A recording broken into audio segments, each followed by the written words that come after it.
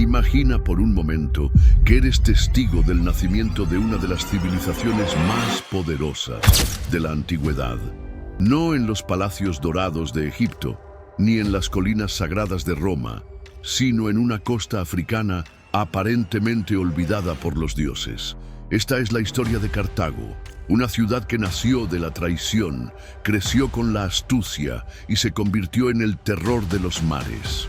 Pero como toda gran épica, su historia comienza no con gloria, sino con lágrimas, sangre y el coraje desesperado de una mujer dispuesta a desafiar al destino mismo.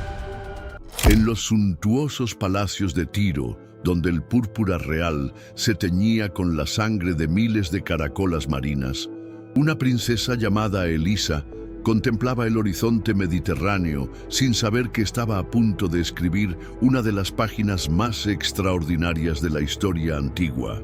El año era aproximadamente 814 a.C. y en las cortes fenicias el poder se conseguía con la misma facilidad con que se perdía, a través de la traición y el asesinato. Elisa, conocida por los romanos como Dido, había perdido más que una corona. Había perdido a su esposo Acerbas, sacerdote de Melkart, asesinado por su propio hermano Pigmalión en una conspiración que buscaba apoderarse de las inmensas riquezas del templo. La historia cuenta que Pigmalión, consumido por la codicia, había planeado meticulosamente el asesinato de Acerbas, creyendo que con su muerte podría acceder a los tesoros sagrados que el sacerdote custodiaba. Pero había subestimado la inteligencia de su hermana. Elisa, fingiendo sumisión ante el nuevo rey, organizó secretamente su escape, llevándose consigo no solo a los nobles leales que se habían opuesto a la usurpación, sino también las riquezas que su hermano tanto codiciaba. En una maniobra digna de los más astutos comerciantes fenicios, logró embarcar el oro del templo en naves que aparentaban ser simples expediciones comerciales. El viaje hacia el oeste fue épico en sí mismo. Las naves de Elisa, cargadas de refugiados tirios, navegaron durante semanas por aguas desconocidas, enfrentando tormentas que parecían enviadas por los dioses para probar su determinación. Los relatos hablan de noches oscuras donde solo las estrellas guiaban a los exiliados, de días donde el agua escaseaba y la esperanza parecía desvanecerse como el vapor del mar. Pero Elisa mantuvo la moral de sus seguidores alta, prometiéndoles que encontrarían una nueva patria donde podrían vivir libres de la tiranía de Pigmalión. Cuando finalmente avistaron las costas del norte de África, cerca de lo que hoy conocemos como Túnez, los refugiados no encontraron tierras vacías esperándolos. Las tribus bereberes locales, lideradas por el rey Iarbas, controlaban firmemente estos territorios. Aquí es donde la leyenda de Dido alcanza su momento más brillante, demostrando que la inteligencia puede triunfar donde la fuerza fracasa. Cuando Iarbas le ofreció vender solo la cantidad de tierra que pudiera abarcar con una piel de buey, Elisa aceptó el trato con una sonrisa que ocultaba su astucia. Ordenó que la piel fuera cortada en tiras tan finas como hilos, y con ellas delimitó un territorio lo suficientemente grande para establecer una ciudad fortificada. Así nació Kart-Hadasht, que en lengua fenicia significa ciudad nueva, el nombre que los romanos pronunciarían siglos después como Cartago. Pero más que una simple transacción comercial, este acto fundacional simbolizaba algo profundo. Una reina viuda, exiliada y traicionada, había logrado no solo sobrevivir, sino crear las bases de lo que se convertiría en un imperio. La historia de Dido no termina aquí, pues los relatos posteriores la conectarían románticamente con Eneas, el héroe troyano, en una narrativa que mezcla historia y mito. Pero lo que permanece incuestionable es que una mujer extraordinaria, enfrentando circunstancias imposibles, logró plantar la semilla de una civilización que desafiaría al propio destino. Para comprender verdaderamente el milagro de Cartago, debemos retroceder en el tiempo y adentrarnos en el mundo de los fenicios, esos audaces navegantes que convirtieron el Mediterráneo en su lago particular mucho antes de que Roma fuera siquiera una aldea de pastores. Los fenicios no fueron conquistadores en el sentido tradicional, fueron algo mucho más sutil y a la larga más poderoso.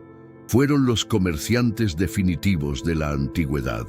Desde sus ciudades-estado en el actual Líbano, Tiro, Sidón, Biblos, habían tejido una red comercial que se extendía desde las costas de España hasta los confines del Mar Negro, llevando no solo mercancías, sino también ideas, tecnologías y culturas. Tiro, la ciudad madre de Elisa, había alcanzado su apogeo entre los siglos X y VIII a.C., convirtiéndose en el centro neurálgico de un imperio comercial que no conocía fronteras. Sus navegantes habían perfeccionado el arte de la navegación nocturna usando las estrellas, desarrollado técnicas avanzadas de construcción naval y establecido colonias comerciales en puntos estratégicos a lo largo de toda la cuenca mediterránea. El famoso púrpura tirio, extraído de múrex y otros moluscos marinos, se había convertido en el símbolo del poder real en todo el mundo conocido. Pero hacia el siglo VIII a.C., las tornas comenzaron a cambiar de manera dramática e irreversible. El imperio asirio, esa máquina de guerra implacable que había aterrorizado al Medio Oriente durante siglos, había puesto sus ojos en las ricas ciudades fenicias. Sargón II I y luego Sennacherib comenzaron a ejercer una presión militar y económica que transformó a las orgullosas ciudades-estado fenicias en vasallos tributarios. Tiro, a pesar de su posición aparentemente inexpugnable en una isla rocosa, no podía escapar a esta nueva realidad geopolítica. Los asirios no necesitaban conquistar físicamente la ciudad. Bastaba con controlar las rutas comerciales terrestres y exigir tributos que sangraran lentamente la economía tiria. En este contexto de crisis y transformación, las colonias fenicias de Occidente comenzaron a adquirir una importancia estratégica sin precedentes. Cartago, inicialmente establecida como una simple factoría comercial para facilitar el comercio con las tribus del norte de África, se encontró de repente en una posición única. Mientras Tiro luchaba por mantener su independencia bajo la presión asiria, su colonia africana gozaba de una libertad geográfica que le permitía crecer sin las restricciones que ahogaban a la metrópoli. Los comerciantes cartagineses comenzaron a establecer sus propias rutas comerciales, a forjar alianzas directas con tribus locales y a desarrollar una identidad que, aunque mantenía profundas raíces fenicias, empezaba a ser distintivamente cartaginesa. La transformación no fue instantánea ni fácil. Durante los primeros siglos de su existencia, Cartago mantuvo lazos estrechos con Tiro, enviando tributos anuales al templo de Melkart y reconociendo la supremacía espiritual de la ciudad madre. Pero gradualmente, a medida que Tiro se debilitaba y las oportunidades en el occidente se multiplicaban, Cartago comenzó a actuar con una independencia de facto que prefiguraba su futura grandeza.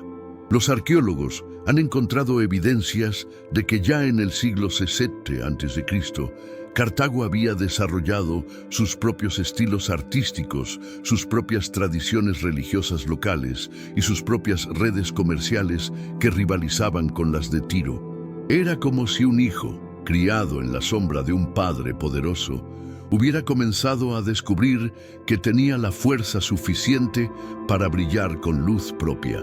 Si los dioses hubieran querido diseñar el emplazamiento perfecto para una gran potencia marítima, probablemente habrían creado algo muy parecido a lo que encontraron los primeros colonos cartagineses en la costa tunecina.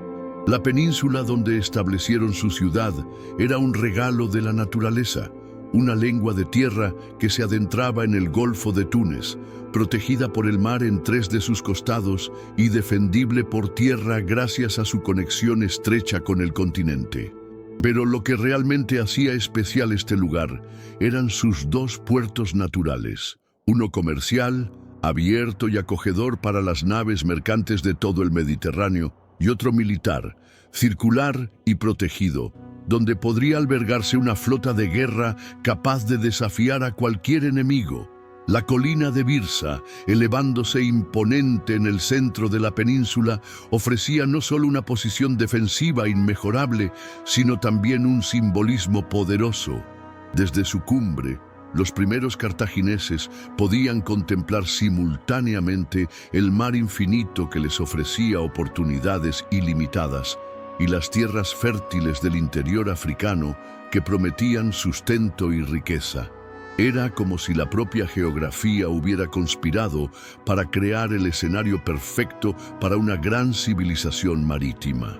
Pero convertir este potencial geográfico en realidad requeriría décadas de trabajo duro, negociación hábil y ocasionalmente conflicto armado.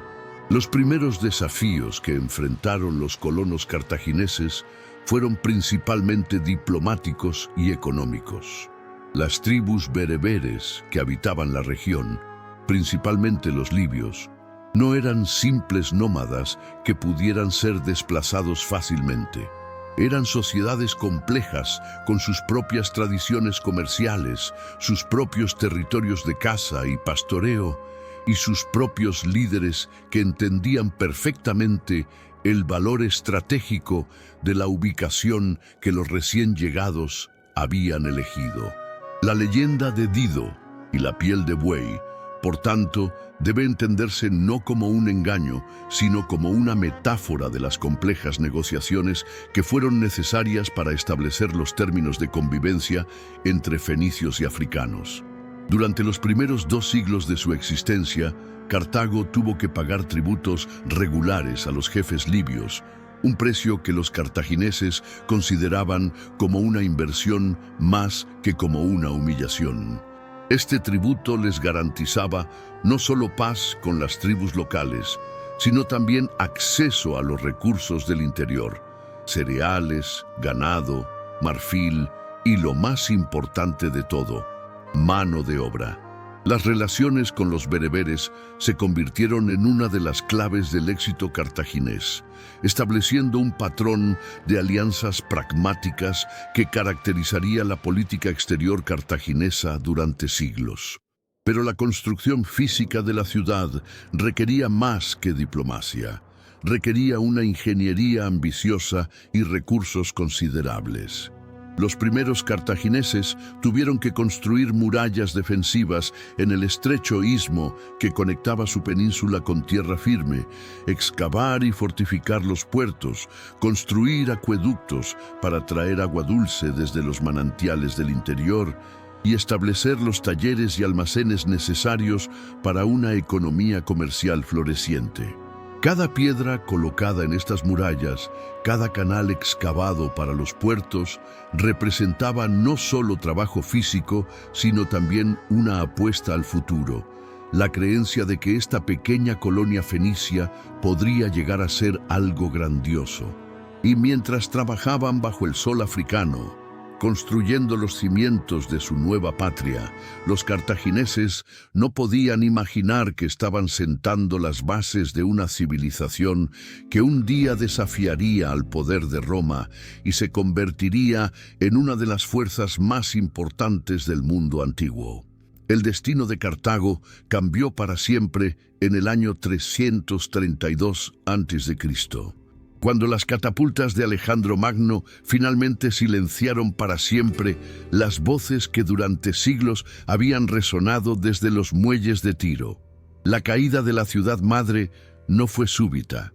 Había sido precedida por décadas de asedios, resistencia heroica y una lenta agonía que había visto a la otrora poderosa metrópoli fenicia convertirse en sombra de su antigua grandeza. Pero cuando las últimas defensas tirenses finalmente cedieron ante el genio militar macedónico, algo extraordinario sucedió en las costas africanas. Cartago, que durante más de 4 siglos había vivido como una próspera colonia, despertó de repente como una potencia independiente. La destrucción de Tiro por Alejandro fue uno de los asedios más brutales de la historia antigua. La ciudad-isla había resistido durante 7 meses, obligando al conquistador macedónico a construir una calzada artificial que conectara la isla con tierra firme, una obra de ingeniería que cambiaría para siempre la geografía del lugar. Cuando finalmente las murallas cedieron, la venganza de Alejandro fue terrible. Miles de tirios fueron ejecutados, otros miles vendidos como esclavos, y la ciudad que había sido el corazón del comercio mundial fue reducida a escombros humeantes. Pero en medio de esta catástrofe, muchos tirios lograron escapar en las últimas naves que pudieron zarpar del puerto condenado. Estas naves de refugiados, cargadas no solo de supervivientes, sino también de los tesoros que pudieron rescatar de la destrucción, pusieron proa hacia Occidente, hacia las colonias fenicias que aún permanecían libres. Cartago, la más próspera y poderosa de estas colonias, se convirtió naturalmente en el destino preferido de estos exiliados. La llegada de los refugiados tirios transformó dramáticamente la composición social y económica de Cartago. No eran simplemente refugiados, eran artesanos especializados, comerciantes experimentados, sacerdotes con conocimientos ancestrales y nobles con contactos comerciales que se extendían por todo el Mediterráneo oriental. La infusión de población y experiencia tiria catapultó a Cartago hacia una nueva era de prosperidad e independencia. Por primera vez en su historia, la ciudad africana tenía la masa crítica humana y económica necesaria para actuar como una potencia completamente autónoma. Los nuevos llegados trajeron consigo no solo riquezas materiales, sino también algo igualmente valioso: la experiencia acumulada de siglos de dominio comercial tirio. Conocían las rutas secretas, los mercados más lucrativos, las técnicas más avanzadas de navegación y producción. Era como si todo el conocimiento comercial del mundo fenicio se hubiera concentrado súbitamente en las costas africanas. El proceso de independencia no fue meramente reactivo, fue también profundamente transformador para la propia identidad cartaginesa. Durante siglos, Cartago había enviado embajadas anuales a Tiro, había consultado los oráculos tirios en momentos de crisis, había reconocido la supremacía espiritual y política de la ciudad madre. Ahora, de repente, se encontraba sola en el mundo, libre para tomar sus propias decisiones, pero también responsable de su propio destino. Los líderes cartagineses respondieron a este desafío con una mezcla de pragmatismo y ambición que definiría su carácter nacional durante los siglos siguientes. Establecieron sus propios magistrados, desarrollaron sus propias instituciones políticas y comenzaron a forjar alianzas y rivalidades que ya no estaban mediadas por consideraciones de lealtad hacia Tiro. Cartago había nacido como colonia, pero estaba a punto de renacer como imperio, en los albores del siglo V a.C., en cuando la mayoría de los pueblos del Mediterráneo aún consideraban que el mundo terminaba en las columnas de Hércules, el actual estrecho de Gibraltar. Los cartagineses ya estaban planeando expediciones que desafiarían los límites mismos de lo conocido. Dos nombres resuenan a través de los siglos como símbolos de esta audacia exploratoria sin precedentes. Hanón el navegante, cuya expedición hacia el sur de África abriría rutas comerciales que permanecerían en secreto durante siglos, y Milcón, cuyo viaje hacia el norte atlántico establecería contactos comerciales con los misteriosos pueblos de las Islas Británicas. Estas expediciones no fueron simples aventuras, Fueron operaciones estratégicas cuidadosamente planeadas que buscarían establecer el monopolio cartaginés sobre recursos tan valiosos como el oro africano y el estaño británico. La expedición de Hanón, realizada aproximadamente hacia el 470 a.C., fue una empresa de proporciones épicas que involucró 60 penteconteras, naves de 50 remos y más de 30.000 colonos y marinos. El objetivo oficial era establecer nuevas colonias en la costa occidental de África, pero las verdaderas motivaciones eran mucho más ambiciosas. Acceder directamente a las fuentes de oro que llegaban al norte de África a través de las caravanas transsaharianas. Establecer bases navales que permitieran el control de las rutas atlánticas y explorar territorios que pudieran ofrecer nuevas oportunidades comerciales. La expedición de Hanón no solo fue notable por su escala, sino también por el detallado registro que el propio comandante mantuvo de sus descubrimientos. Un documento conocido como El Periplo de Hanón, que constituye una de las primeras obras de literatura de viajes de la historia occidental. Los relatos de Hanón describen maravillas que debieron parecer increíbles a sus contemporáneos. Ríos que fluían hacia el oeste, probablemente el Senegal.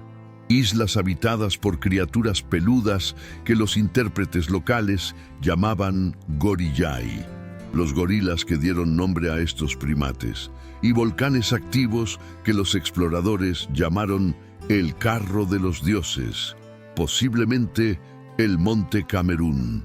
Pero más allá de estas curiosidades zoológicas y geográficas, la expedición estableció una cadena de factorías comerciales que se extendía hasta las costas del actual Camerún, creando una red de intercambio que traería a Cartago marfil, pieles exóticas, esclavos y, lo más valioso de todo, acceso directo a las fuentes del oro africano que había enriquecido a Egipto durante milenios.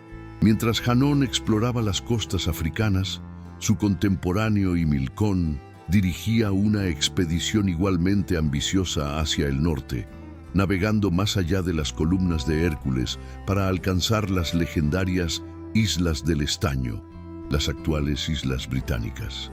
El estaño era un metal absolutamente crucial para la civilización antigua, ya que su aleación with cobre producía el bronce, el material que había definido toda una era tecnológica.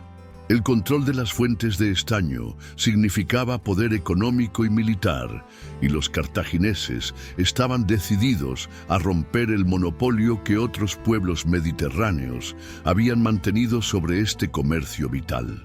La expedición de Himilcón enfrentó desafíos únicos: aguas más frías y turbulentas que las del Mediterráneo, nieblas atlánticas que podían desorientar fatalmente a los navegantes y pueblos celtas cuyas costumbres y lenguas eran completamente ajenas a la experiencia fenicia.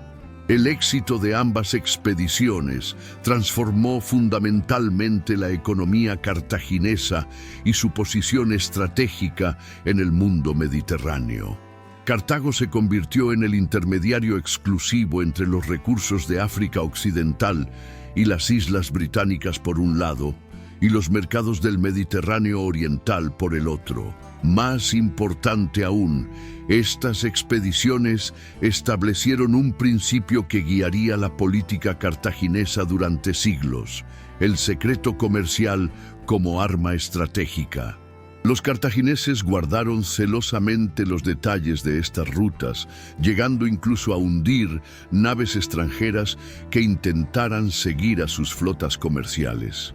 Esta política de secretismo les garantizaría el monopolio de algunos de los comercios más lucrativos del mundo antiguo, pero también crearía el tipo de resentimiento y curiosidad que eventualmente atraería la atención hostil de potencias rivales como Roma. Hacia el año 550 a.C., el Cartago había dejado atrás definitivamente su condición de simple colonia comercial para convertirse en una potencia expansiva con ambiciones territoriales claras y estratégicas. Pero la expansión cartaginesa no siguió el modelo que más tarde haría famoso Roma, con sus legiones conquistando territorios contiguos en campañas sistemáticas. En su lugar, los cartagineses desarrollaron lo que podríamos llamar un imperialismo de puertos. Una estrategia que buscaba controlar puntos costeros estratégicos desde los cuales pudieran dominar rutas comerciales enteras, dejando los territorios interiores en manos de aliados locales que garantizaran el flujo de recursos hacia los puertos cartagineses. En el norte de África, esta estrategia se manifestó en la fundación de una cadena de ciudades que se extendía desde las fronteras de Egipto hasta las costas atlánticas de Marruecos. Ciudades como Adrumentum, Leptis Magna, Sabrata y Tingis se convirtieron en los eslabones de una cadena que canalizaba hacia Cartago las riquezas del continente africano. Oro del Sudán, marfil de las sabanas, esclavos de las regiones interiores y pieles exóticas que fascinaban a los mercados mediterráneos. Pero estas fundaciones no fueron simples imposiciones militares. Los cartagineses demostraron una habilidad extraordinaria para la diplomacia cultural, adoptando dioses locales en sus panteones, respetando las costumbres bereberes y creando sistemas de gobierno híbridos que satisfacían tanto a los colonos fenicios como a las poblaciones autóctonas. La verdadera joya de la expansión cartaginesa, sin embargo, se encontraba al otro lado del Mediterráneo, en la península ibérica que los cartagineses llamaban Iberia, y que se convertiría en el corazón económico de su imperio. La región ofrecía algo que ningún otro territorio controlado por Cartago podía igualar: las minas de plata de Sierra Morena y las montañas del sureste peninsular. Estas minas, trabajadas inicialmente por los tartesios y otros pueblos ibéricos, producían cantidades de plata que rivalizaban con las famosas minas del Laurión ateniense. Cuando los cartagineses establecieron su control sobre estas regiones, no solo habían ganado acceso a una fuente aparentemente inagotable de metal precioso, sino que habían adquirido el poder de acuñar moneda en cantidades que les permitirían financiar ejércitos, flotas y proyectos de construcción en una escala antes impensable. La fundación de Cart-Hadasht, Nueva Cartago, la actual Cartagena, alrededor del año 228 a.C., marcó el apogeo de la presencia cartaginesa en Iberia. Esta ciudad fue diseñada desde sus cimientos para ser algo más que un puerto comercial. Fue concebida como la capital de un reino cartaginés en territorio español, completa con palacios, templos, arsenales navales y las instalaciones industriales necesarias para procesar la plata extraída de las minas cercanas.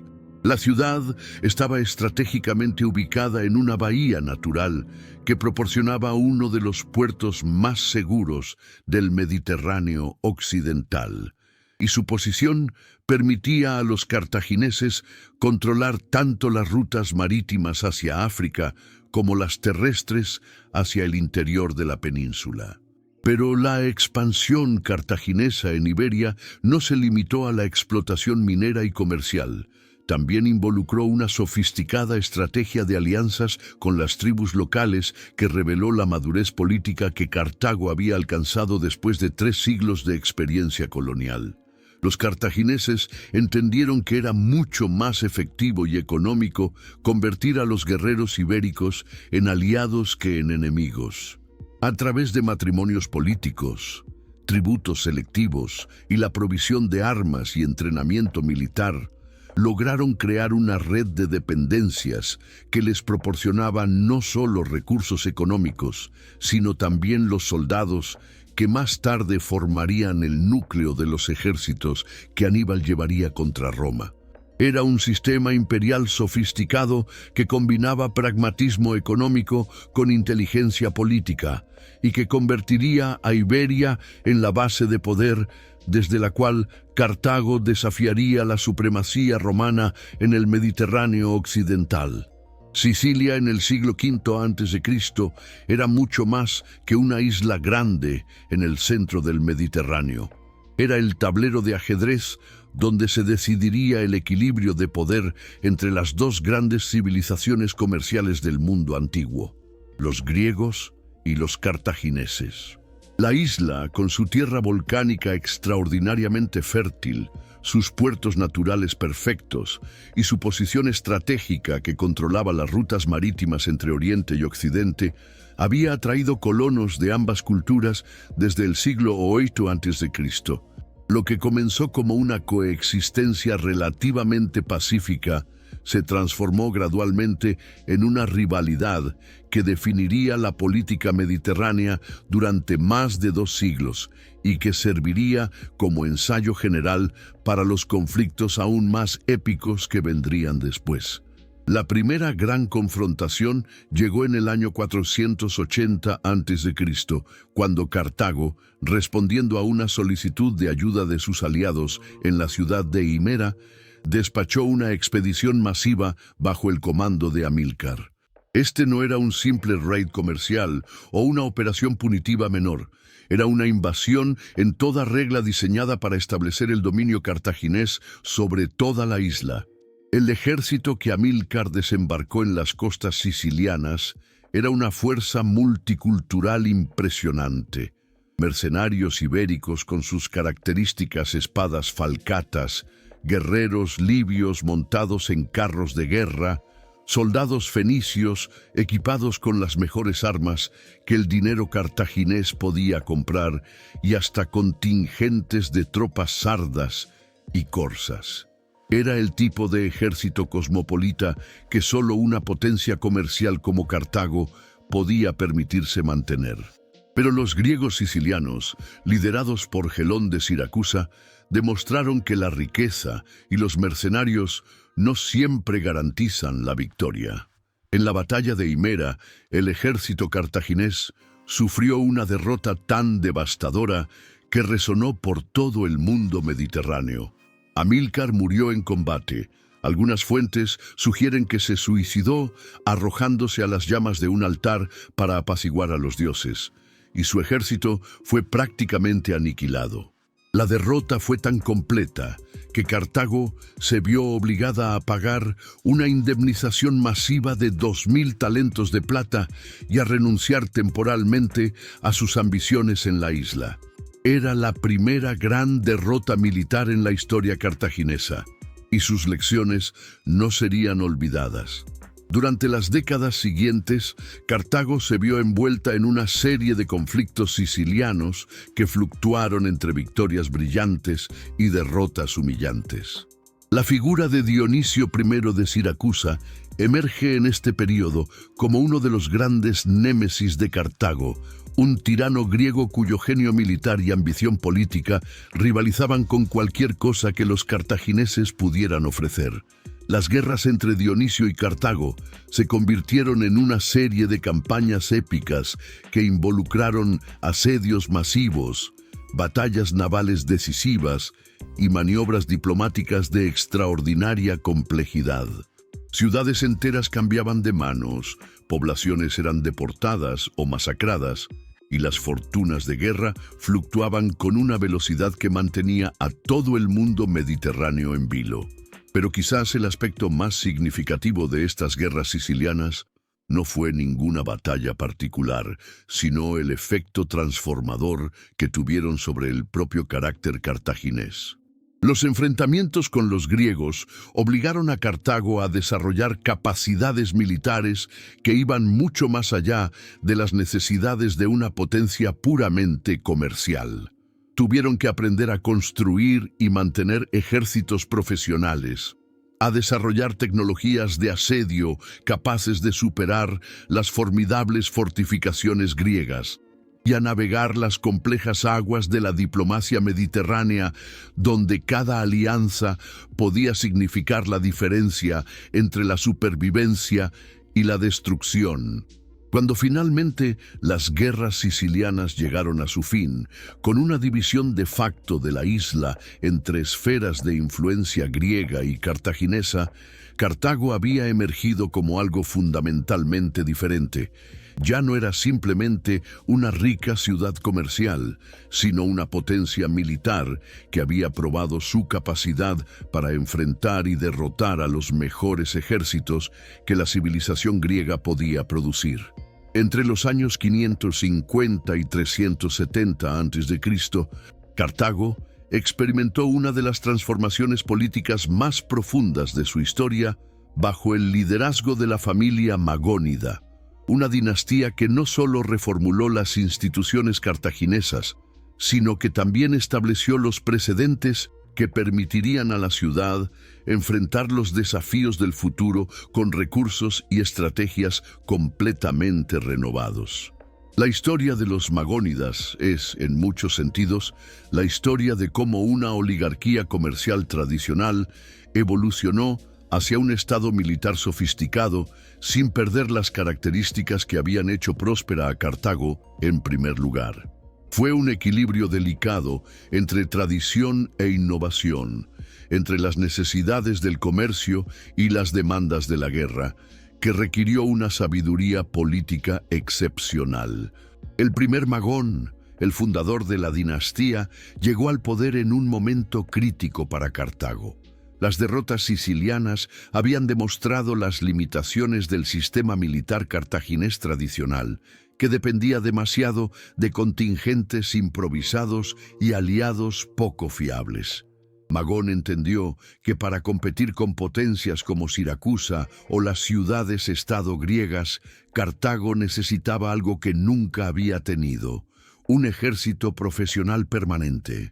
Esta no era una idea revolucionaria en el mundo mediterráneo, pero sí era revolucionaria para Cartago, cuya tradición militar se había basado históricamente en milicias ciudadanas complementadas por mercenarios contratados para campañas específicas. La creación de un ejército profesional cartaginés requirió mucho más que simplemente contratar más mercenarios. Requirió una reorganización fundamental de las finanzas estatales, la logística militar y las propias concepciones cartaginesas sobre el poder y la autoridad. Magón estableció un sistema donde el Estado cartaginés mantendría permanentemente bajo armas a un núcleo de soldados profesionales, entrenados según estándares uniformes, equipados con armas estandarizadas y organizados en unidades que podían funcionar como la columna vertebral de ejércitos más grandes cuando las circunstancias lo requirieran.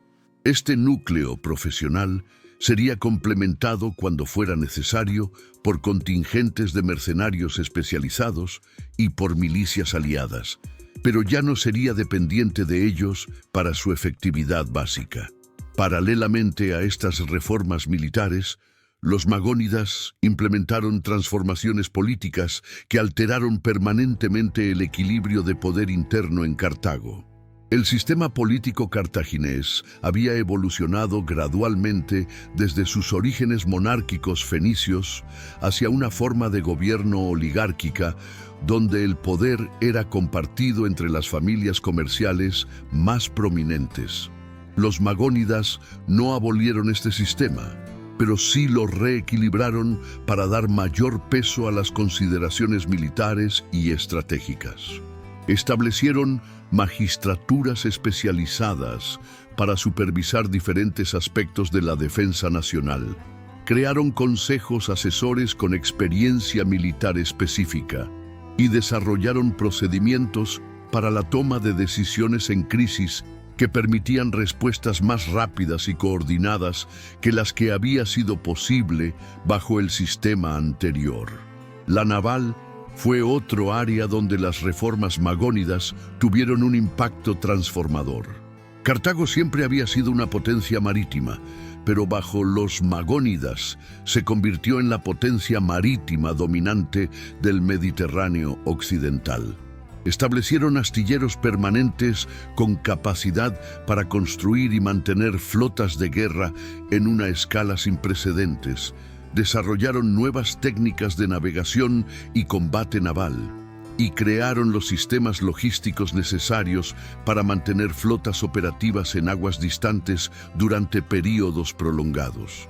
Cuando el último de los gobernantes magónidas dejó el poder en 370 a.C., Cartago poseía una capacidad de proyección naval que le permitía intervenir militarmente en cualquier punto del Mediterráneo occidental con poco tiempo de preparación. Pero quizás el legado más duradero de la era magónida fue la transformación de Cartago de una ciudad-estado a algo que se acercaba mucho más a lo que entenderíamos como un Estado nacional moderno. Los magónidas desarrollaron instituciones que podían administrar efectivamente territorios dispersos, poblaciones diversas y recursos complejos de una manera que iba mucho más allá de las capacidades de una simple oligarquía comercial. Crearon burocracias especializadas, sistemas legales codificados y procedimientos administrativos que permitían a Cartago funcionar como el centro de un imperio verdadero en lugar de simplemente como el socio dominante en una red comercial. Cuando los últimos magónidas dejaron el escenario político, habían transformado Cartago en una máquina estatal que estaba preparada para los desafíos épicos que el futuro le depararía. En el apogeo de su poder económico, aproximadamente entre los años 400 y 264 a.C., Cartago había construido algo que el mundo antiguo nunca había visto antes: un imperio verdaderamente global, basado no en la conquista territorial, sino en el control de las redes comerciales que conectaban 3 continentes. Era un sistema de una sofisticación que no sería igualada hasta la era de los grandes imperios marítimos europeos más de 1000 años después. Los tentáculos comerciales cartagineses se extendían desde las minas de estaño de Bretaña hasta las factorías de oro de África Occidental, desde los viñedos de las islas mediterráneas hasta los talleres de artesanos especializados en las ciudades del Oriente Próximo. Era un imperio donde las naves reemplazaban a las legiones y donde los acuerdos comerciales tenían más poder que los tratados militares. El corazón de este sistema era el puerto de Cartago mismo, que hacia el siglo IV a.C. se había convertido en el centro neurálgico del comercio mediterráneo occidental. Los puertos cartagineses podían albergar simultáneamente más de 200 naves de diferentes tamaños, desde pequeñas embarcaciones costeras hasta los masivos barcos de carga que los cartagineses habían perfeccionado para transportar grandes volúmenes de mercancías a través de largas distancias oceánicas. El puerto comercial bullía constantemente con una actividad que fascinaba a los visitantes extranjeros. Estibadores descargando ánforas de aceite ibérico, mercaderes negociando precios de marfil africano, artesanos reparando las velas de lino que habían llevado las naves desde Egipto y cambistas calculando tasas de cambio entre las docenas de monedas diferentes que circulaban en los mercados cartagineses. Pero lo que realmente distinguía al sistema comercial cartaginés era su nivel de organización e innovación tecnológica. Los cartagineses habían desarrollado lo que podríamos llamar los primeros prototipos de producción en masa del mundo antiguo, especialmente en industrias como la fabricación de cerámica, el procesamiento de pescado y la producción del famoso púrpura tirio, que seguía siendo uno de sus productos más lucrativos. Los talleres cartagineses empleaban técnicas de especialización laboral y estandarización de productos que les permitían competir no solo en calidad, sino también en precio con productores de todo el Mediterráneo. Era una revolución industrial primitiva que se basaba en la aplicación sistemática de conocimientos técnicos acumulados durante siglos de experiencia comercial. El sistema monetario cartaginés también reflejaba la sofisticación de su economía. Mientras que muchas economías mediterráneas aún dependían del trueque o de sistemas monetarios primitivos, Cartago había desarrollado un sistema de acuñación que incluía monedas de oro, plata y bronce en denominaciones cuidadosamente calculadas para facilitar diferentes tipos de transacciones comerciales. Las monedas cartaginesas eran reconocidas y aceptadas en mercados desde España hasta el Levante, no solo por la pureza de su metal, sino también por la reputación de confiabilidad que Cartago había construido a lo largo de siglos de comercio honesto. Esta reputación era un activo tan valioso como cualquier recurso material. Permitía a los comerciantes cartagineses operar en mercados donde otros extranjeros eran recibidos con suspicacia. Pero quizás el aspecto más impresionante del imperio comercial cartaginés era su capacidad para mantener secretos comerciales que le daban ventajas competitivas decisivas. Los cartagineses guardaban celosamente información sobre rutas marítimas, fuentes de materias primas, técnicas de producción y contactos comerciales. Tenían políticas deliberadas de desinformación que incluían difundir mapas falsos, crear leyendas sobre monstruos marinos en ciertas rutas y hasta hundir naves extranjeras que intentaran seguir a las flotas cartaginesas hacia destinos secretos. Esta política de secretismo comercial les permitió mantener monopolios lucrativos durante siglos, pero también creó el tipo de resentimiento y curiosidad que eventualmente atraería la atención hostil de rivales como Roma. Cuando los romanos comenzaron a expandirse por el Mediterráneo occidental en el siglo III a.C., no estaban simplemente buscando gloria militar. Estaban buscando acceso a las riquezas que Cartago había mantenido celosamente fuera de su alcance durante demasiado tiempo. El año 264 a.C. amaneció como cualquier otro en el Mediterráneo occidental, con las naves cartaginesas surcando rutas comerciales que habían navegado durante siglos, y las legiones romanas consolidando su reciente conquista de la península italiana. Nadie podría haber imaginado que antes de que terminara ese año, comenzaría un conflicto que duraría más de un siglo y que culminaría con la destrucción total de una de las grandes civilizaciones del mundo antiguo. La chispa que encendería este incendio devastador era en apariencia insignificante. Una disputa sobre el control de Mesana, una pequeña ciudad en el extremo nororiental de Sicilia. Pero como sucede a menudo en la historia, los conflictos más grandes nacen de las causas aparentemente más triviales. Mesana había sido ocupada por un grupo de mercenarios campanos, conocidos como los mamertinos, los hijos de Marte, veteranos de las guerras del sur de Italia que habían tomado la ciudad por la fuerza y establecido una especie de estado pirata que sobrevivía saqueando las rutas comerciales que pasaban por el estrecho que separa Sicilia del continente. Durante años, tanto Cartago como Roma habían tolerado esta situación porque ninguna de las dos potencias quería provocar un conflicto por un territorio tan marginal. Pero cuando Hierón II de Siracusa decidió expulsar a los mamertinos de Mesana en 265 a.C., la precaria estabilidad del equilibrio siciliano se desmoronó de la noche a la mañana. Los mamertinos, enfrentando la aniquilación a manos de las fuerzas siracusanas muy superiores, tomaron una decisión que cambiaría el curso de la historia. Enviaron embajadas simultáneas a Cartago y Roma solicitando protección.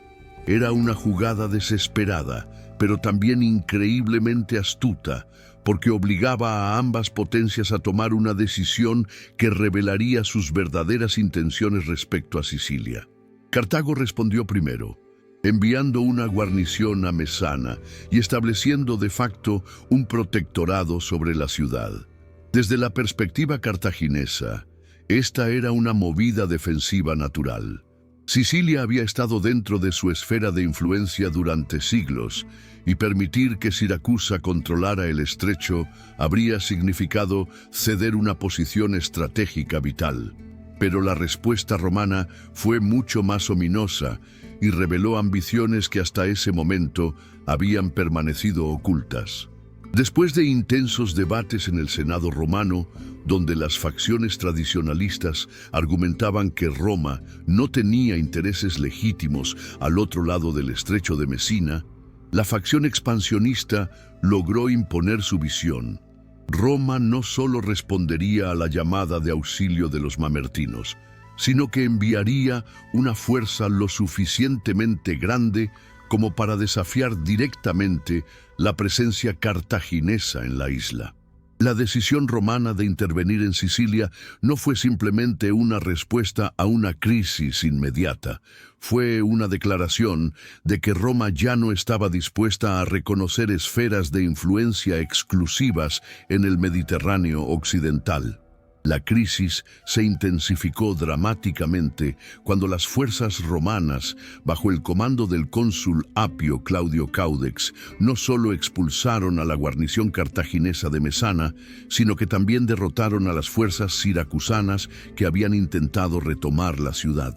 En una sola campaña, Roma había demostrado que podía proyectar poder militar efectivo a través del agua, y que estaba dispuesta a enfrentar simultáneamente a las dos potencias más importantes de Sicilia. Para Cartago, esto representaba algo más que una provocación. Era una amenaza existencial a un sistema de dominación mediterránea que había tardado siglos en construir. Los tratados, que durante generaciones habían regulado las relaciones entre Roma y Cartago, estableciendo esferas de influencia separadas y mecanismos para evitar conflictos, se habían vuelto obsoletos de la noche a la mañana. El mundo mediterráneo era demasiado pequeño para dos imperios con ambiciones globales, y ambas potencias lo sabían. La guerra era ahora inevitable. Cuando las legiones romanas desembarcaron en las costas de Sicilia en el otoño de 264 a.C., no estaban simplemente cruzando un estrecho de agua, estaban cruzando un umbral histórico que separaría para siempre el mundo antiguo en un antes y un después. Por primera vez en su historia, Roma había decidido proyectar su poder militar más allá de los confines de la península italiana y lo había hecho desafiando directamente a Cartago, la potencia naval dominante del Mediterráneo occidental. La audacia de esta movida no puede ser subestimada. Roma era esencialmente una potencia terrestre, sin experiencia significativa en guerra naval, enfrentándose a un imperio que había dominado los mares durante siglos y que poseía la flota de guerra más avanzada del mundo conocido. Las primeras operaciones militares revelaron inmediatamente las fortalezas y debilidades fundamentales de ambos contendientes. Las legiones romanas, con su disciplina férrea, su organización superior y su tradición de victoria en combate terrestre, demostraron que podían competir efectivamente con cualquier ejército que Cartago pudiera desplegar en tierra. La toma de Agrigentum en 262 a.C., después de un asedio brutal que duró varios meses, estableció el patrón que caracterizaría gran parte del conflicto. Las fuerzas terrestres romanas eran capaces de conquistar y mantener posiciones fortificadas, pero dependían completamente de líneas de suministro marítimas que estaban constantemente amenazadas por la supremacía naval cartaginesa. Por su parte, Cartago demostró que, aunque sus ejércitos terrestres podían competir con las legiones romanas en batalla abierta, tenían dificultades significativas para sostener el tipo de guerra de asedio prolongada que los romanos habían perfeccionado durante sus campañas en Italia. Los ejércitos cartagineses, compuestos principalmente por mercenarios profesionales de diversas nacionalidades, eran formidables en batallas de maniobra y particularmente efectivos en operaciones que requerían movilidad y flexibilidad táctica, pero carecían de la cohesión cultural y la motivación ideológica que permitían a las legiones romanas mantener la disciplina y la moral durante asedios largos y campañas de desgaste.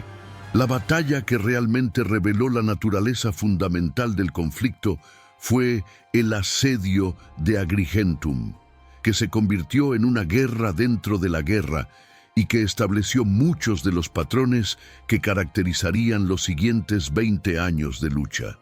Los cartagineses, comandados por Janón, habían establecido una fuerte guarnición en la ciudad y habían convertido sus fortificaciones en una fortaleza aparentemente inexpugnable. Pero los romanos, demostrando la persistencia que se convertiría en su característica definitoria, establecieron un contraasedio que aisló completamente la ciudad, tanto por tierra como por mar.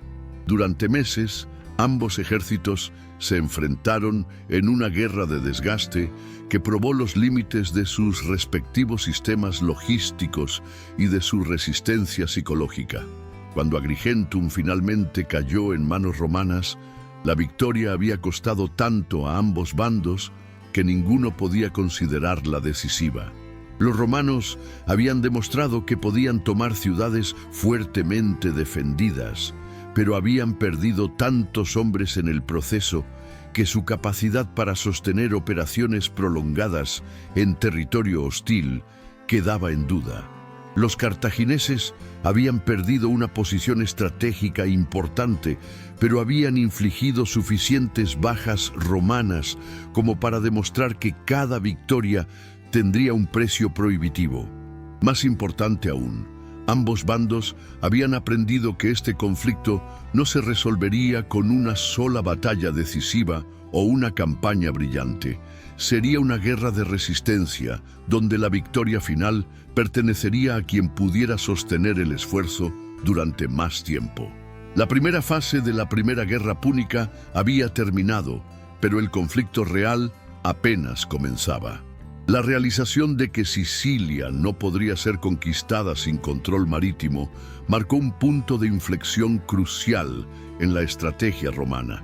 Por primera vez en su historia, Roma se enfrentaba a la necesidad absoluta de construir y mantener una flota de guerra capaz de desafiar a la armada más experimentada del mundo mediterráneo. Era un desafío que habría intimidado a cualquier otra potencia terrestre, pero los romanos respondieron con una combinación característica de pragmatismo ingenioso y determinación implacable que transformaría para siempre el equilibrio naval del mundo antiguo. La decisión de construir una flota desde cero no fue simplemente una cuestión de recursos. Fue una apuesta civilizacional que requirió que Roma reimaginara completamente su identidad nacional. El primer paso de esta transformación naval fue casi legendario en su audacia. Según los relatos antiguos, los romanos utilizaron un quinquerreme cartaginés, capturado como modelo para construir su primera flota, copiando meticulosamente cada detalle del diseño fenicio, mientras sus ingenieros trabajaban día y noche para adaptar las técnicas de construcción naval a los recursos y capacidades disponibles en Italia. Pero los romanos entendieron desde el principio que simplemente copiar la tecnología cartaginesa no sería suficiente. Necesitaban una ventaja táctica que compensara su inexperiencia en combate naval. Su respuesta fue una innovación que revolucionaría para siempre la guerra marítima: el Corvus, un puente de abordaje que permitía a las legiones romanas convertir las batallas navales en combates de infantería, donde sus superiores habilidades de combate cuerpo a cuerpo podían resultar decisivas. La primera prueba real de esta nueva capacidad naval romana llegó en 260 a.C.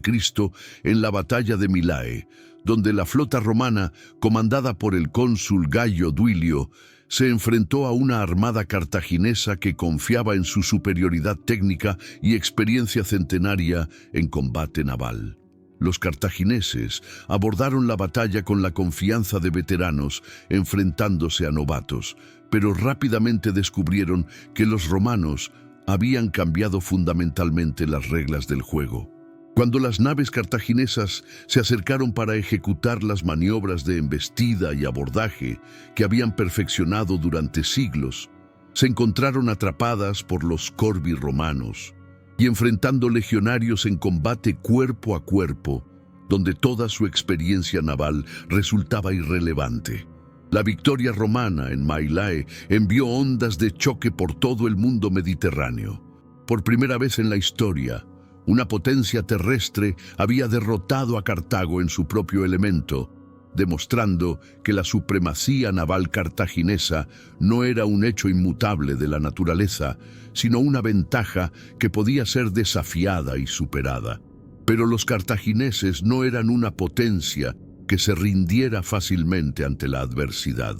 Respondieron a la derrota de Mylae con una serie de innovaciones tácticas propias, desarrollando nuevas técnicas de combate naval que buscaban neutralizar la ventaja del Corvus, manteniendo las naves cartaginesas fuera del alcance de los puentes de abordaje romanos, mientras utilizaban su superior maniobrabilidad para atacar los flancos y retaguardias de las formaciones romanas. El duelo naval entre Roma y Cartago se convirtió en una carrera de innovación tecnológica y táctica que empujó ambas civilizaciones hacia niveles sin precedentes de sofisticación marítima. Los cartagineses desarrollaron nuevos diseños de naves más rápidas y maniobrables, perfeccionaron técnicas de combate nocturno y en condiciones meteorológicas adversas y crearon sistemas de comunicación naval que permitían coordinar operaciones de flota en escalas masivas. Los romanos, por su parte, mejoraron continuamente el diseño del Corvus, desarrollaron nuevas formaciones navales que maximizaban la efectividad de sus puentes de abordaje y comenzaron a entrenar a sus marineros con la misma intensidad sistemática que habían aplicado tradicionalmente al entrenamiento de sus legiones. Para 256 a.C., cuando las flotas romana y cartaginesa se enfrentaron en la masiva batalla de Ecnomus, ambas armadas habían evolucionado hasta convertirse en máquinas de guerra naval que superaban en sofisticación y poder de fuego a cualquier cosa que el mundo antiguo había visto anteriormente. En el año 256 a.C., embriagados por sus éxitos navales y convencidos de que habían quebrado definitivamente la supremacía marítima cartaginesa, los romanos tomaron una decisión que demostraría tanto su audacia extraordinaria como su peligrosa tendencia a la sobreconfianza. Lanzarían una invasión a gran escala del territorio africano de Cartago, llevando la guerra directamente al corazón del Imperio Púnico. Era una estrategia arriesgada que buscaba forzar una conclusión rápida del conflicto, atacando Cartago en su base de poder. Pero también era una apuesta civilizacional que podría resultar en la destrucción total de las fuerzas expedicionarias romanas si algo salía mal.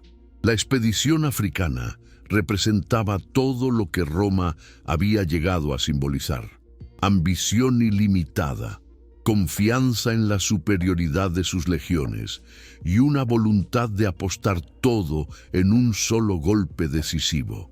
La flota que los romanos enviaron a África bajo el comando de los cónsules Marco Atilio Régulo y Lucio Manlio Bolsón era masiva incluso para los estándares de una guerra que ya había visto operaciones navales sin precedentes. Más de 300 naves de guerra y transporte llevaban aproximadamente 40.000 soldados romanos, junto con todo el equipamiento y suministros necesarios para una campaña prolongada en territorio hostil. Era la mayor expedición anfibia que Roma había montado jamás, y su éxito inicial parecía justificar la confianza romana. Después de derrotar a la flota cartaginesa en Ecnomus, las fuerzas romanas desembarcaron exitosamente en la costa africana y establecieron una cabeza de playa desde la cual comenzaron operaciones contra las ciudades costeras cartaginesas. Los primeros meses de la campaña africana fueron un triunfo aparente para las armas romanas. Las legiones, operando en territorio que les era completamente extraño, pero aplicando las mismas tácticas que habían perfeccionado en Italia y Sicilia, conquistaron una serie de ciudades costeras y comenzaron a avanzar hacia Cartago misma. Muchas comunidades africanas, resentidas por siglos de dominación cartaginesa o simplemente pragmáticas ante lo que parecía ser el poder ascendente, comenzaron a cambiar de bando, o al menos a adoptar una neutralidad benevolente hacia los invasores romanos. Para el final de 256 a.C., parecía que Roma estaba al borde de lograr lo impensable, la conquista total de Cartago en una sola campaña brillante. Pero los cartagineses no habían sobrevivido y prosperado durante 5 siglos, siendo una potencia que se rendía fácilmente ante la adversidad.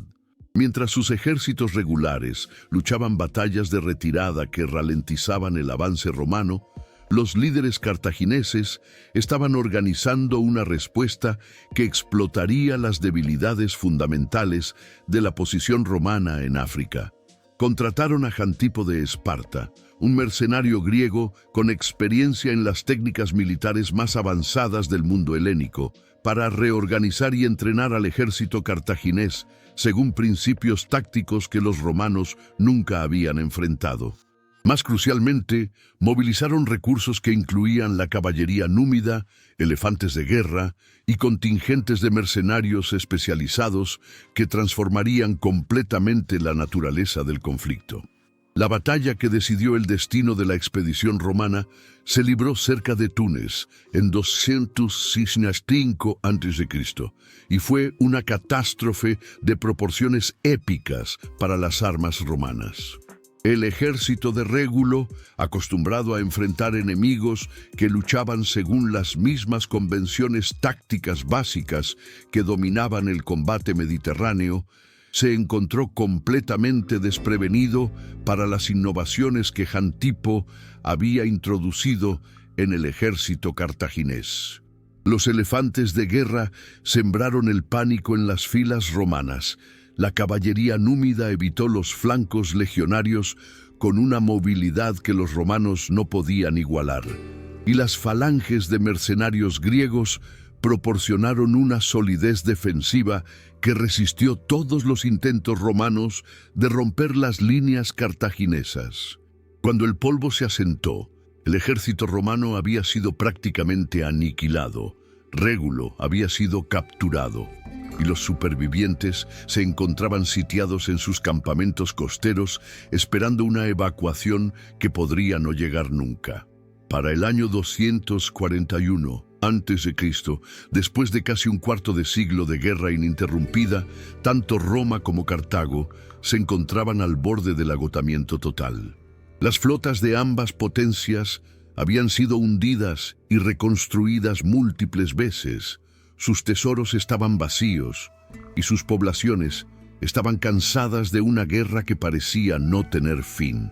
Sicilia, el premio por el cual había comenzado todo el conflicto, había sido devastada por décadas de campañas militares que habían convertido la isla más fértil del Mediterráneo en un paisaje de ciudades arruinadas y campos abandonados.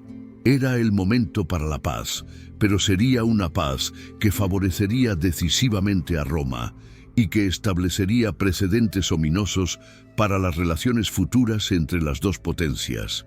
La batalla naval de las Islas Égates, librada en marzo de 241 a.C., fue el golpe final que convenció a Cartago de que la continuación de la guerra sería suicida. El cónsul romano Gayo Lutacio Catulo, comandando una flota que había sido financiada en parte por contribuciones privadas de ciudadanos romanos ricos, una demostración extraordinaria de la determinación romana de continuar la guerra sin importar el costo. interceptó una flota cartaginesa que intentaba reabastecer las guarniciones púnicas que aún resistían en Sicilia occidental. La victoria romana fue decisiva, pero más importante aún, demostró que Roma había finalmente alcanzado una superioridad naval sostenible que hacía imposible para Cartago continuar operaciones efectivas en Sicilia. Los términos del tratado que siguió fueron humillantes para Cartago, pero no tanto como para hacer la paz completamente insostenible. Cartago se vio obligada a evacuar completamente Sicilia, renunciando a reclamaciones sobre una isla que había considerado parte integral de su esfera de influencia durante más de 3 siglos. Más doloroso aún desde la perspectiva cartaginesa, se vieron forzados a pagar una indemnización masiva de 3.200 talentos de plata pagadera en 10 años, una suma que representaba una carga financiera extraordinaria para una economía ya debilitada por décadas de guerra. Adicionalmente, Cartago tuvo que aceptar restricciones sobre el tamaño de su flota y comprometerse a no reclutar soldados en territorio romano, limitaciones que reducían significativamente su capacidad de proyectar poder militar en el futuro. Pero las consecuencias más devastadoras del tratado no se manifestaron en sus términos explícitos, sino en las crisis internas que provocó dentro del propio territorio cartaginés. El final de la guerra significaba que decenas de miles de mercenarios que habían luchado por Cartago durante años esperaban recibir su pago acumulado, pero el tesoro cartaginés, vaciado por las indemnizaciones romanas y los costos de la guerra, simplemente no tenía recursos para honrar estas obligaciones. Lo que comenzó como disputas sobre salarios atrasados se transformó rápidamente en algo mucho más peligroso, una rebelión a gran escala que amenazaba la supervivencia misma del Estado cartaginés. La Guerra de los Mercenarios, que devastó el territorio cartaginés entre 240 y 238 a.C., fue en muchos sentidos más destructiva para Cartago que la propia Primera Guerra Púnica. Los mercenarios rebeldes, liderados por el Livio Matos y el Campano Expendio, no se contentaban simplemente con recibir su pago. Buscaban el derrocamiento completo del gobierno cartaginés y el establecimiento de un nuevo orden político que les diera una participación permanente en el poder. Controlaron la mayor parte del territorio africano de Cartago, sitiaron la ciudad misma y llegaron tan cerca del éxito que por momentos pareció que la civilización cartaginesa podría llegar a su fin no por conquista externa, sino por colapso interno. Solo la llegada al poder de Amílcar Barca, un general que combinaría genio militar con pragmatismo político, salvaría a Cartago de la destrucción total y establecería las bases para la recuperación que haría posible la Segunda Guerra Púnica. De las cenizas de la humillación y el caos que siguieron a la Primera Guerra Púnica, emergió una familia que cambiaría para siempre el destino de Cartago y, por extensión, de todo el mundo mediterráneo, los Barca. Amílcar Barca, el hombre que había salvado a Cartago durante la Guerra de los Mercenarios, no era simplemente un general brillante. Era un visionario político que entendía que la supervivencia de su patria dependía de una transformación fundamental tanto de su base de poder como de su estrategia hacia Roma. Su plan era audaz hasta la temeridad: compensar las pérdidas territoriales en Sicilia y las indemnizaciones romanas mediante la conquista y explotación sistemática de Iberia, creando un nuevo imperio cartaginés que sería aún más rico y poderoso que el que había existido antes de las guerras púnicas. Cuando Amílcar desembarcó en las costas españolas en 237 a.C., con un ejército que incluía a su hijo de 9 años, Aníbal, no estaba simplemente comenzando una nueva campaña de conquista, estaba iniciando un proyecto generacional que transformaría Iberia en la base de poder desde la cual Cartago lanzaría su desafío final al poder romano. La península ibérica ofrecía todo lo que Cartago necesitaba para su renacimiento. Vastos recursos minerales, especialmente las famosas minas de plata de la región que los romanos llamarían Hispania. Poblaciones guerreras que podrían proporcionar soldados de calidad excepcional y una distancia geográfica de Roma que permitiría a los cartagineses consolidar su poder sin interferencia inmediata. La estrategia de Amílcar en Iberia demostró un entendimiento sofisticado tanto de la política tribal española como de las realidades geopolíticas más amplias del Mediterráneo occidental.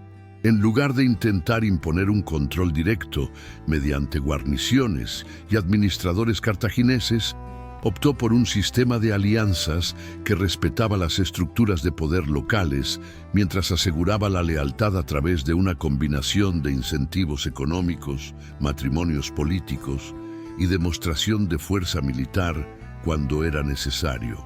Se casó con una princesa ibérica, adoptó costumbres locales cuando era conveniente y gradualmente construyó una red de dependencias que se extendía desde las costas mediterráneas hasta las montañas del interior. Pero el aspecto más crucial del proyecto de Amílcar era la transformación de los recursos minerales españoles en poder militar cartaginés.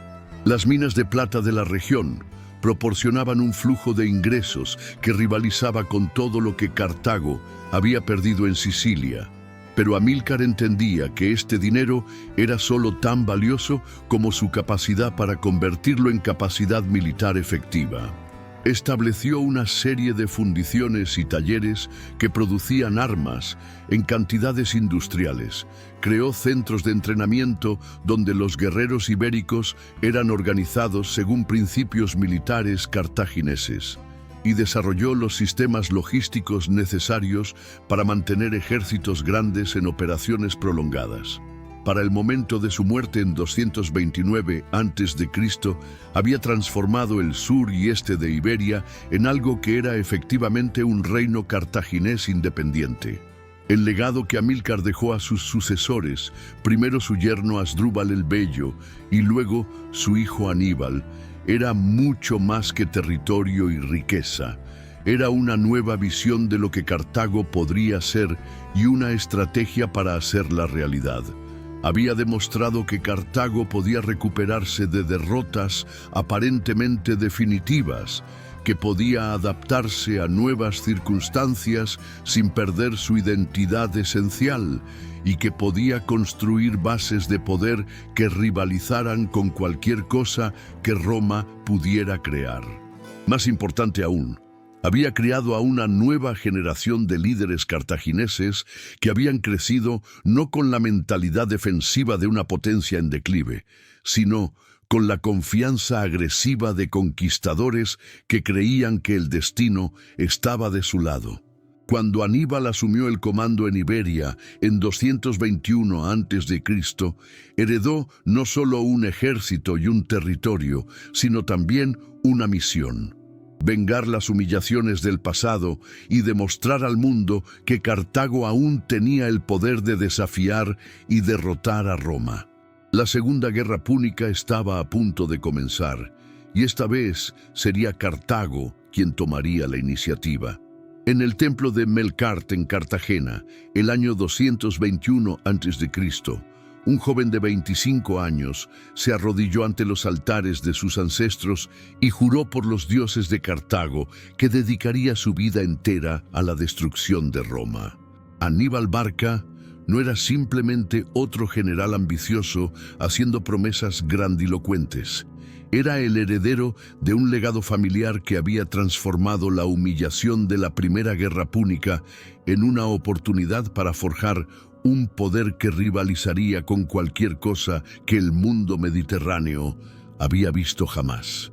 Pero más que eso, era el producto de una educación única que había sido diseñada específicamente para crear el instrumento perfecto de venganza contra Roma. Un comandante que combinaría la tradición militar cartaginesa con las innovaciones tácticas más avanzadas de su época. La historia de Aníbal realmente comenzó 18 años antes, cuando su padre, Amílcar, lo llevó de niño a los altares familiares y le hizo jurar odio eterno a Roma.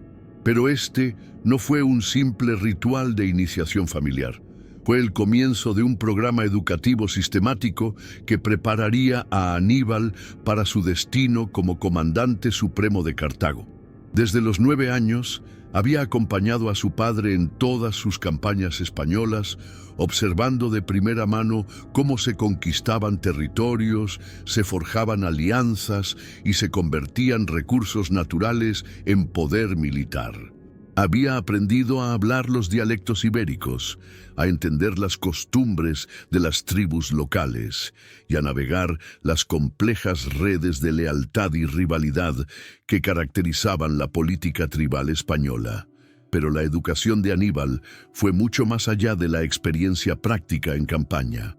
Los Barca habían contratado a los mejores tutores que el dinero cartaginés podía conseguir. Maestros griegos que le enseñaron la historia militar de Alejandro Magno, y los sucesores, estrategas veteranos que le transmitieron las lecciones aprendidas en décadas de guerra mediterránea, y especialistas en logística que le explicaron los aspectos más prácticos del mantenimiento de ejércitos en territorios hostiles. Hacia los 20 años, Aníbal había desarrollado una comprensión de la guerra que combinaba la experiencia práctica más amplia con el conocimiento teórico más profundo disponible en su época. Lo que realmente distinguía a Aníbal de otros comandantes de su generación era su capacidad para inspirar lealtad personal en soldados de culturas completamente diferentes. Su ejército español era un mosaico de ibéricos, celtas, númidas, libios y cartagineses, cada grupo con sus propias tradiciones militares, sus propios dioses y sus propias motivaciones para luchar. Aníbal había aprendido a hablar con cada uno de estos grupos en sus propios términos, a respetar sus costumbres mientras los unificaba bajo una disciplina militar común y a crear el tipo de cohesión multicultural que había sido el secreto del éxito de ejércitos como el de Alejandro Magno. Cuando los soldados ibéricos lo llamaban Aníbal el caudillo y los africanos lo conocían como el rayo de Baal, no estaban simplemente usando títulos ceremoniales. Estaban expresando una lealtad personal que convertiría a su ejército en algo más que una simple fuerza militar. Cuando Aníbal asumió el comando supremo en Iberia en 221 a.C., heredó mucho más que un ejército y un territorio. Heredó una oportunidad histórica única para invertir el resultado de la Primera Guerra Púnica. Las minas de plata españolas proporcionaban recursos financieros prácticamente ilimitados. Las tribus ibéricas ofrecían una reserva de soldados que rivalizaba con cualquier cosa disponible en el Mediterráneo, y la distancia de Roma había permitido a los cartagineses construir una base de poder que operaba efectivamente como un reino independiente. Pero Aníbal entendía que estas ventajas eran temporales. Roma eventualmente actuaría para limitar el poder cartaginés en Iberia, y cuando lo hiciera, Cartago tendría que estar preparada no solo para defenderse, sino para tomar la ofensiva. El joven comandante había pasado toda su vida preparándose para este momento y estaba decidido a aprovecharlo de una manera que cambiaría para siempre el equilibrio de poder en el mundo mediterráneo. En el otoño de 218 a.C., cuando las primeras nieves comenzaron a coronar los picos alpinos, una de las expediciones militares más audaces de la historia antigua comenzó su ascenso hacia lo que todos consideraban un obstáculo geográfico infranqueable. Aníbal Barca, con un ejército de aproximadamente 40.000 hombres, 8.000 caballos y 37 elefantes de guerra, había decidido hacer algo que ningún comandante mediterráneo había intentado jamás: cruzar las montañas más altas de Europa para atacar a Roma desde el norte, por la única dirección desde la cual la ciudad eternal nunca había esperado un ataque. Era una empresa que desafiaba no solo las limitaciones logísticas y técnicas de la época, sino también las concepciones básicas sobre lo que era posible en términos de estrategia militar. La decisión de cruzar los Alpes no fue un acto de locura desesperada, sino el resultado de una planificación estratégica meticulosa que había estado en desarrollo durante años. Aníbal entendía que un ataque directo contra Roma desde el mar o desde el sur habría jugado exactamente según las fortalezas romanas. Les habría permitido utilizar su superioridad naval para interceptar las fuerzas cartaginesas, habría dado a las legiones romanas tiempo para movilizarse en terreno familiar y habría convertido el conflicto en exactamente el tipo de guerra de desgaste que había favorecido a Roma durante la Primera Guerra Púnica. Al atacar desde los Alpes, Aníbal esperaba lograr sorpresa estratégica completa, forzar a Roma a luchar en territorio del norte de Italia, donde tenían menos aliados confiables, y demostrar a las ciudades-estado de la península que Roma no era invencible. Los preparativos para la expedición alpina revelaron el genio logístico que distinguía a Aníbal de otros comandantes de su época. Durante meses antes de la partida, había enviado embajadas secretas a las tribus celtas de ambos lados de los Alpes, negociando acuerdos que garantizarían paso seguro y suministros en puntos críticos de la ruta. Había estudiado meticulosamente los relatos de los pocos comerciantes que habían cruzado las montañas, identificando los pasos que serían transitables en otoño y los refugios donde un ejército grande podría descansar durante las etapas más difíciles del viaje. Más importante aún, había pasado meses acondicionando a sus tropas para las condiciones extremas que encontrarían en las montañas, entrenándolas en técnicas de supervivencia en clima frío y acostumbrándolas a operar en terreno montañoso. Pero ninguna cantidad de preparación podía haber preparado completamente al ejército cartaginés para la realidad brutal del cruzar alpino. Durante 15 días, las columnas cartaginesas lucharon contra avalanchas que sepultaban secciones enteras del ejército, ataques de tribus montañesas que conocían cada sendero y cada emboscada posible, y condiciones meteorológicas que congelaban a hombres y animales que jamás habían experimentado temperaturas bajo cero. Los elefantes, en particular, sufrieron terriblemente. Estas criaturas africanas, acostumbradas a climas tropicales, comenzaron a morir en grandes números a medida que la expedición ascendía hacia altitudes donde el aire mismo se volvía demasiado delgado para respirar cómodamente. La descripción de Polibio del momento cuando Aníbal finalmente alcanzó la cumbre del paso alpino y contempló las llanuras del norte de Italia extendiéndose ante él, es uno de los pasajes más emotivos de toda la literatura histórica antigua. Después de pérdidas que habían reducido su ejército a menos de 26.000 hombres y probablemente menos de una docena de elefantes supervivientes, Aníbal había logrado lo imposible. Había transportado una fuerza militar significativa a través de un obstáculo geográfico que se consideraba absolutamente infranqueable. Pero más que una simple hazaña logística, el cruce de los Alpes se había convertido en algo simbólico, la demostración de que la determinación humana, combinada con planificación meticulosa y liderazgo inspirador, podía superar cualquier obstáculo que la naturaleza o los enemigos pudieran interponer. Cuando las noticias del cruce alpino llegaron a Roma, la ciudad que se había creído protegida por barreras geográficas inmutables se despertó súbitamente a la realización de que tenía un enemigo en su territorio nacional por primera vez en más de un siglo.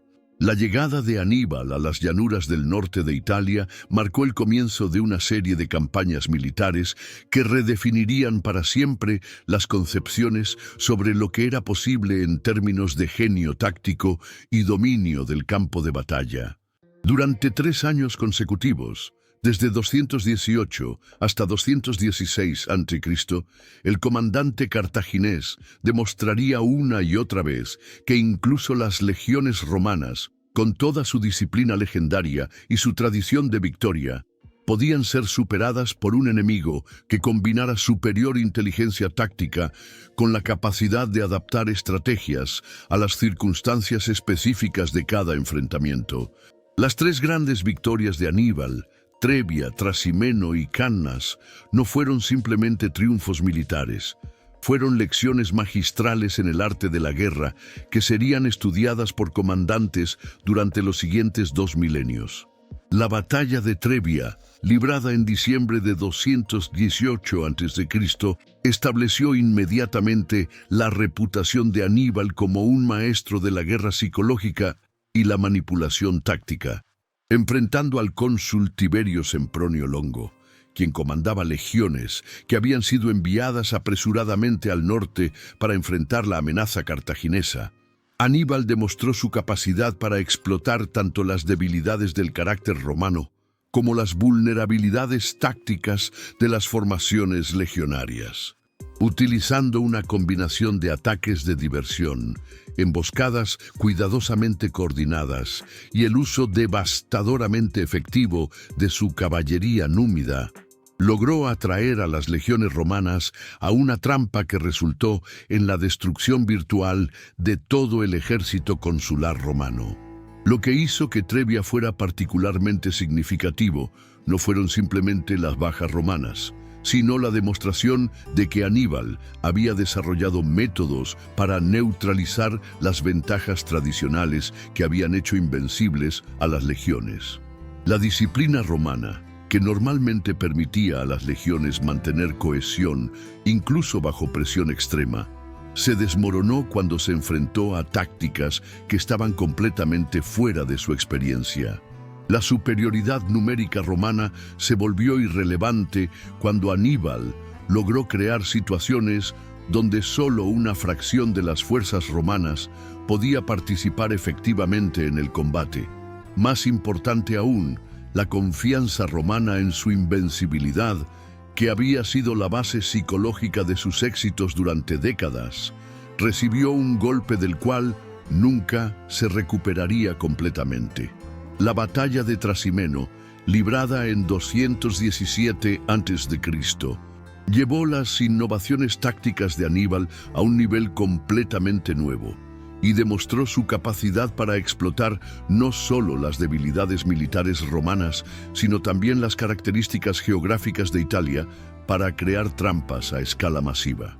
Utilizando su conocimiento detallado del terreno italiano, que había adquirido durante meses de campañas en el norte de la península, Aníbal logró atraer al cónsul Gayo Flaminio y sus legiones hacia una emboscada que había sido preparada con precisión matemática. Cuando las legiones romanas se encontraron atrapadas entre el lago Trasimeno y las colinas circundantes, con fuerzas cartaginesas atacando desde todas las direcciones simultáneamente, la batalla se convirtió en una masacre que costó la vida a más de 15.000 soldados romanos, incluyendo al propio cónsul, pero fue en Cannas, en agosto de 216 a.C., donde Aníbal alcanzó el pináculo absoluto de su genio militar y demostró que había desarrollado una comprensión de la táctica de batalla que trascendía cualquier cosa que el mundo antiguo había visto anteriormente.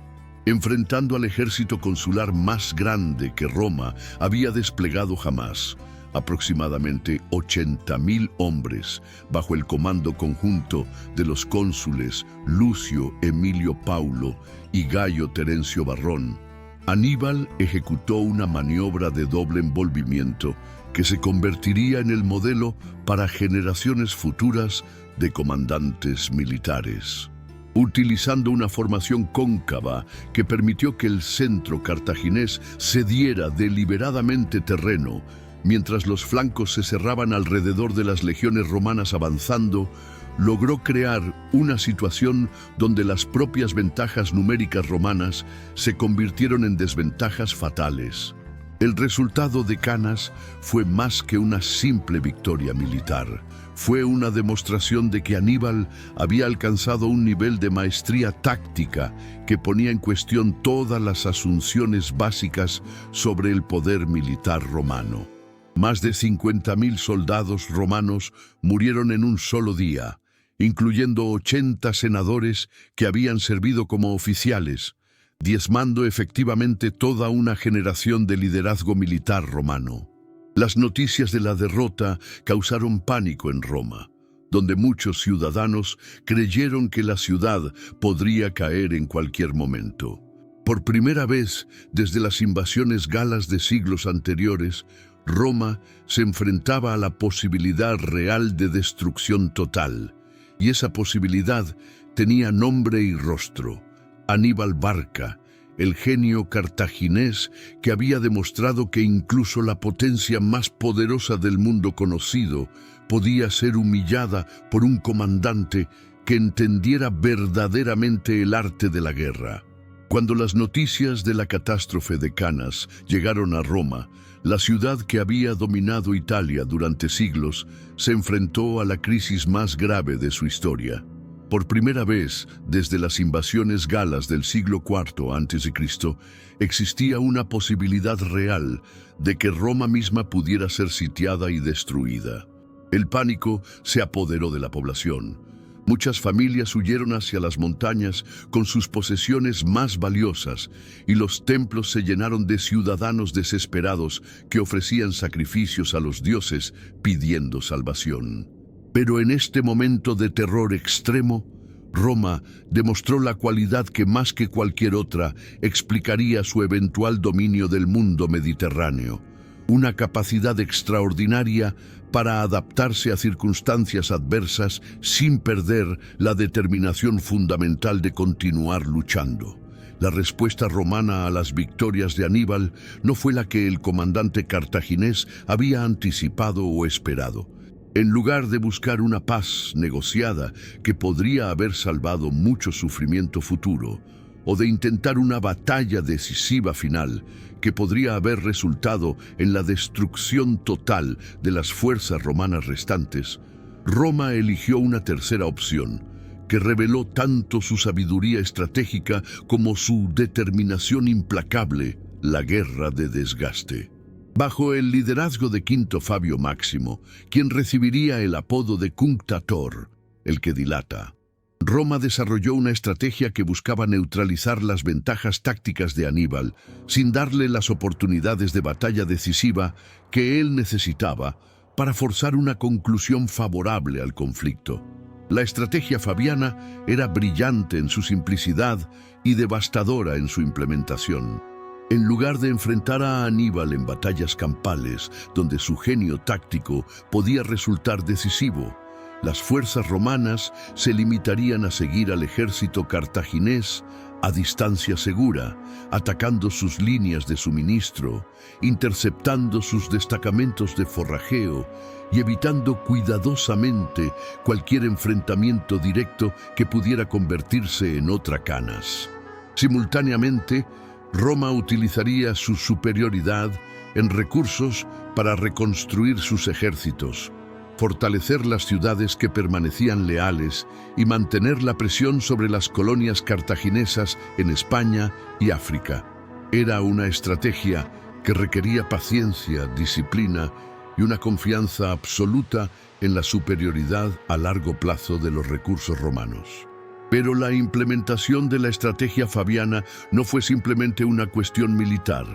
Requirió una transformación fundamental en la mentalidad romana que desafiaba siglos de tradición cultural y militar.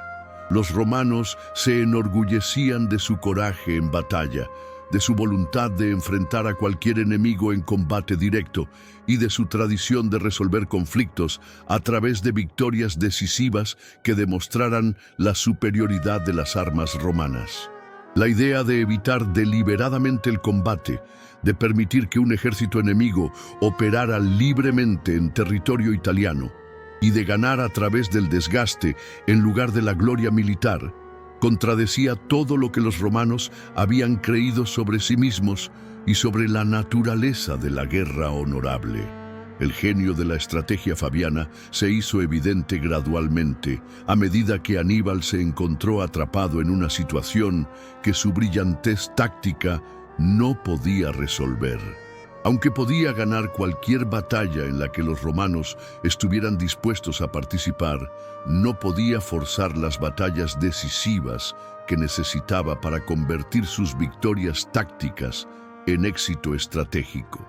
Sus tropas, compuestas principalmente por mercenarios que esperaban ser pagados con el botín de la victoria, comenzaron a mostrar signos de desmoralización a medida que se daban cuenta de que podrían estar atrapadas en Italia indefinidamente. Más crucialmente, las ciudades italianas, que inicialmente habían considerado cambiar de bando después de Cannas, gradualmente llegaron a la conclusión de que Aníbal, a pesar de su genio, no tenía la capacidad de proporcionar la protección a largo plazo que solo Roma podía ofrecer. Para 212 a.C., había quedado claro que la guerra en Italia había llegado a un punto muerto que favorecía fundamentalmente a Roma. Aníbal controlaba el campo de batalla, pero no el país. Podía ganar victorias, pero no podía convertirlas en control político.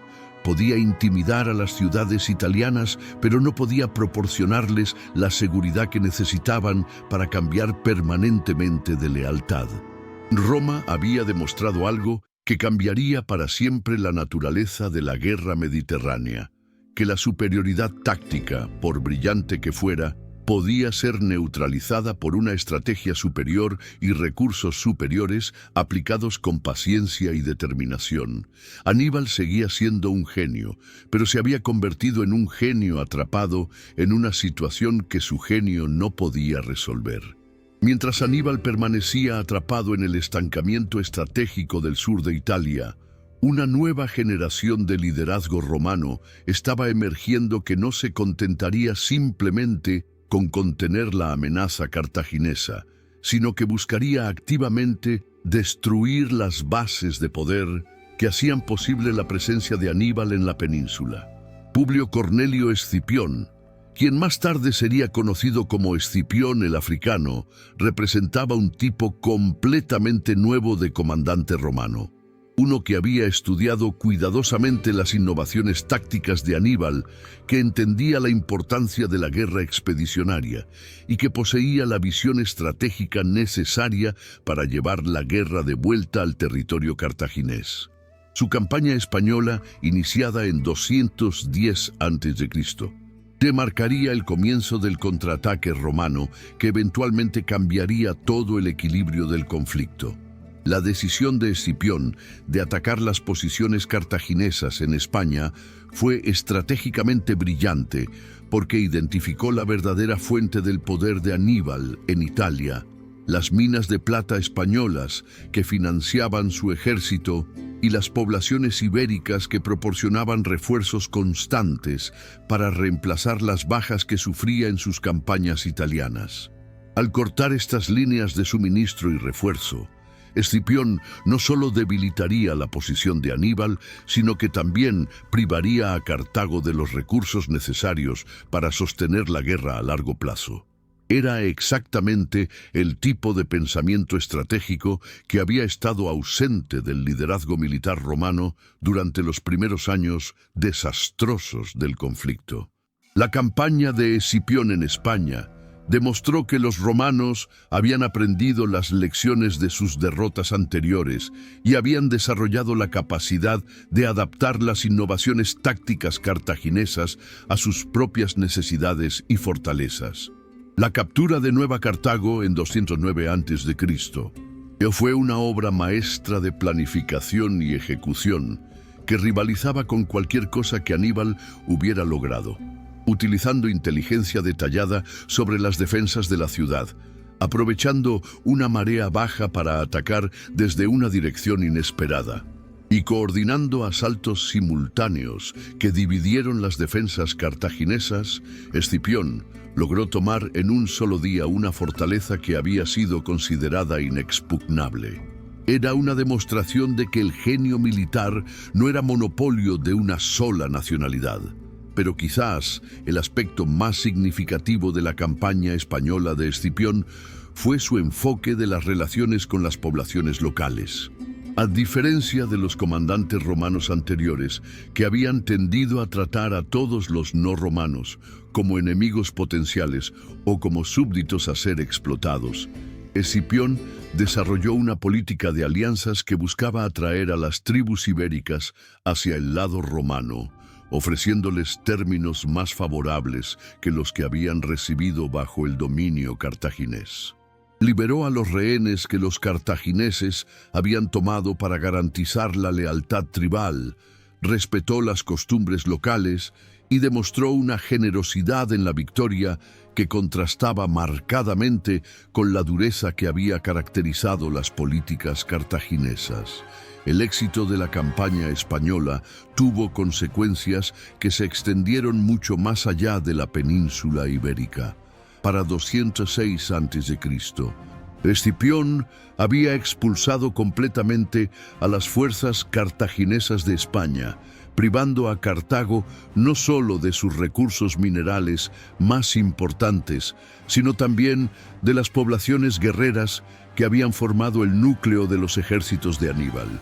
Más importante aún, había demostrado que Roma poseía la capacidad de proyectar poder militar a largas distancias y mantener operaciones exitosas en territorios alejados de Italia. Cuando Escipión propuso llevar la guerra a África misma, atacando Cartago en su propio territorio, no estaba simplemente sugiriendo una expedición militar arriesgada.